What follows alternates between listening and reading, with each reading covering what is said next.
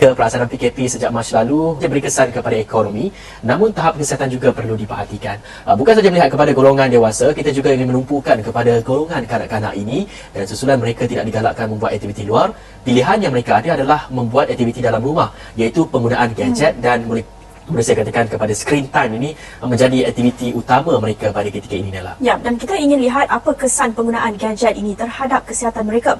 Begitu juga bagaimana ia mungkin sedikit sebanyak merencatkan pertumbuhan dan impaknya kepada pembangunan sosial kanak-kanak. Tidak dapat dinafikan lagi zaman sekarang, kita dapat lihat betapa canggihnya teknologi moden yang mana memberi impak yang amat besar kepada kehidupan kanak-kanak. Malah, ia juga dapat mempengaruhi hampir keseluruhan dunia. Kalau dulu, kita lihat kanak-kanak lebih gemar bermain di luar rumah sewaktu petang, tetapi sekarang, kebanyakan kanak-kanak lebih tertarik dengan teknologi moden yang canggih.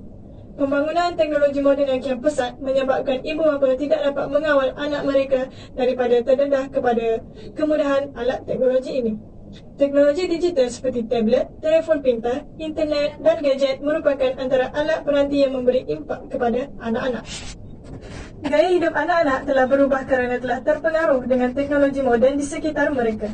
Tetapi, tidak dapat dinafikan juga dengan gadget, kita boleh masuk ke mana-mana laman web dengan mudah dan pantas.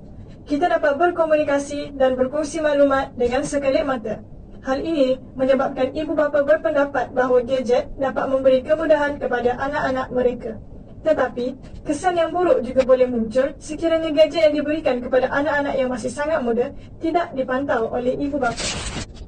Pentingnya, nilai-nilai moral dan kemanusiaan dari setiap generasi melalui hasil didikan daripada ibu bapa, orang dewasa dan guru-guru di sekolah.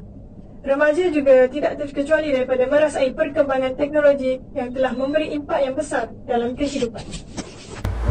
Bang, sorry ganggu bang. Ya. Saya nak tanya satu soalan. Betul. Okey. Pada pendapat abang, kalau abang jadi kanak-kanak, apa pengaruh gadget yang dapat memberikan impak yang besar dalam masalah kesihatan pada hari ini? So, pada pendapat saya, bagaimana kita tahu yang kita hidup dalam zaman moden ni, kadang-kadang memang terpengaruh atau terasuk lah dengan gadget atau phone.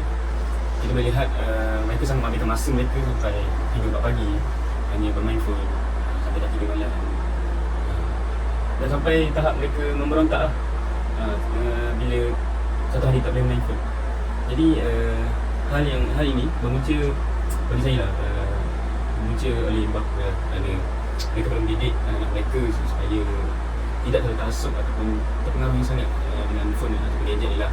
Jadi kalau ibu bapa berjaya mendidik anak-anak mereka, mungkin kehidupan anak mereka ni tidak terlalu serabut dengan phone ataupun sebagainya lah. Jadi mungkin itu saja. Betul ke kata orang? Okey. Kalau kita main gadget terlalu lama, memberi kesan yang buruk. Contohnya kekurangan tidur.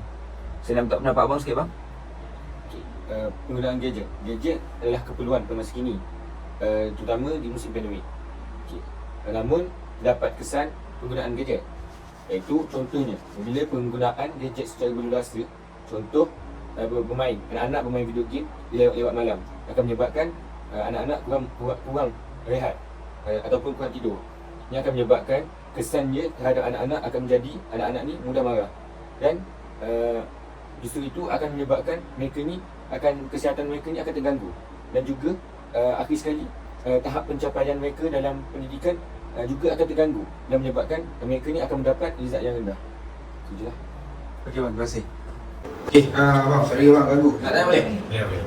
Okey, kadang-kadang sangat mudah terdedah kepada pelbagai jenis kandungan tidak sihat di dalam gadget. Boleh abang berikan contoh? Contoh bagi saya, antara perkara yang paling senang kadang-kadang terdedah adalah pornografi. Sekarang dunia terbatas, mudah bebas untuk mencari sesuatu yang boleh lihat dekat media sosial, mencuba untuk mencari entah itu pornografi, mainnya merosak diri sendiri. Saya tak campur lagi dengan masyarakat yang gunakan kata-kata yang kasar yang sesuai dengan anak-anak. Jadi bila mereka terdedah dengan kata yang tak patutnya pada usia yang awal, saya rasa mungkin akan rosak dengan fikiran kanak-kanak tu lah. Itu dia pendapat yang saya bagi malam ni. Terima kasih. Apa yang kita boleh lihat di sini ialah antara kesan-kesan buruk seperti penipuan mudah berlaku terhadap anak-anak pada masa kini. Kebanyakan anak-anak mudah tertipu dengan maklumat yang tidak betul yang disebarkan melalui gadget. Maklumat yang berbentuk fitnah juga sering berlaku menyebabkan anak-anak percaya dengan maklumat-maklumat tersebut. Kesan yang lain ialah hilang fokus dalam pembelajaran. Kanak-kanak cepat hilang tumpuan semasa proses pembelajaran kerana mereka cepat berasa tidak cergas, mengantuk dan letih.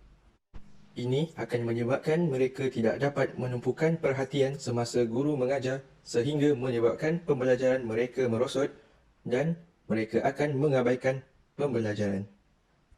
Masalah yang berlaku pada hari ini juga menyebabkan perilaku yang buruk.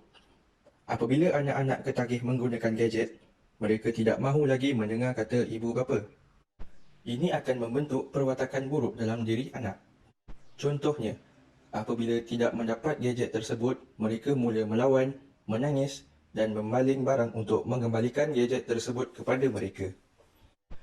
Ini adalah contoh yang tidak baik kerana tingkah laku ini akan berterusan sehingga mereka dewasa. Peranan ibu bapa adalah membentuk tingkah laku yang baik kepada anak-anak mereka semasa mereka masih kecil. Saya ingin bertanya, apakah perkara yang dapat kita lakukan kepada anak-anak untuk membendung daripada terus bermain gadget?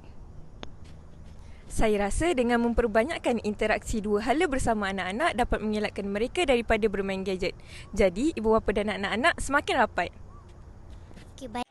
Seperti yang kita lihat, penggunaan gadget dalam kalangan anak-anak hari ini memberi 1001 faedah kepada sesiapa sahaja yang menggunakannya. Tetapi sebagai pengguna, kita perlu bijak menggunakan gadget atau alat yang dicipta dalam dunia serba canggih ini dengan cara yang betul. Jika tidak, ia akan memberi kesan yang buruk kepada diri sendiri dan juga orang sekeliling kita. Walau bagaimanapun, ia bergantung kepada bagaimana pengguna memanfaatkan kemudahan tersebut. Oleh itu, masyarakat, terutama ibu bapa, memainkan peranan penting untuk mengelakkan perkara yang buruk berlaku. Kerana, bab kata pepatah, mencegah adalah lebih baik daripada mengubati. Dengan itu, marilah kita menjadi pengguna yang berhemah serta bijak dalam menggunakan gadget agar tidak terus hanyut dalam keasyikan dunia. Sekian itu sahaja. Assalamualaikum warahmatullahi wabarakatuh.